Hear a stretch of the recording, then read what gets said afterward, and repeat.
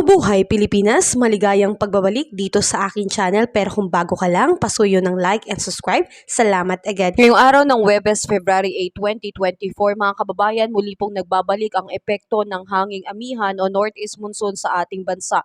Ito po ay direktang nakakaapekto dito sa extreme northern Luzon. Samantalang narito pa rin po sa ating weather system ang easterlies na nakakaapekto po sa ilang bahagi o natitirang bahagi ng ating bansa.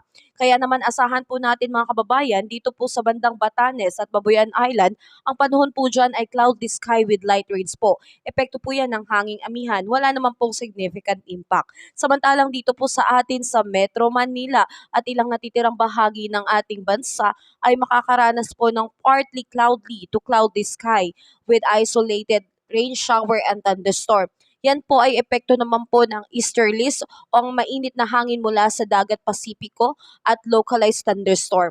Sa mga uulanin po ng tuloy-tuloy dyan, asahan po natin ang pagkakaroon ng flash flood and landslide, kaya patuloy po tayong mag-ingat at laging maging updated sa ating panahon.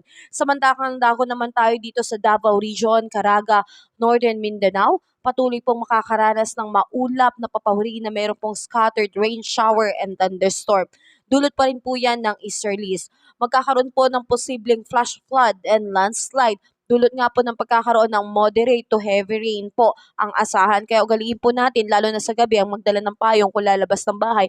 Dahil dyan po sa mga oras na yan, ang pagkakaroon ng biglaang pag-ulan. Sa ngayon mga kababayan, wala pong LPA ang namomonitor sa loob ng Philippine Area of Responsibility. Kaya wala po muna tayong dapat na ipangamba. Ngunit ang tabayanan po natin ang epekto ng hanging amihan and easterlies dahil ito po ay posible nga pong magdala ng pag-uulan na posibleng magdulot po ng pagbaha at landslide. Kaya ingat po tayo dyan sa mga prone area na posible pong makaranas ng mga ganyang senaryo. Muli, mag-ingat po tayo at maging updated po sa ating ulat panahon. Salamat po.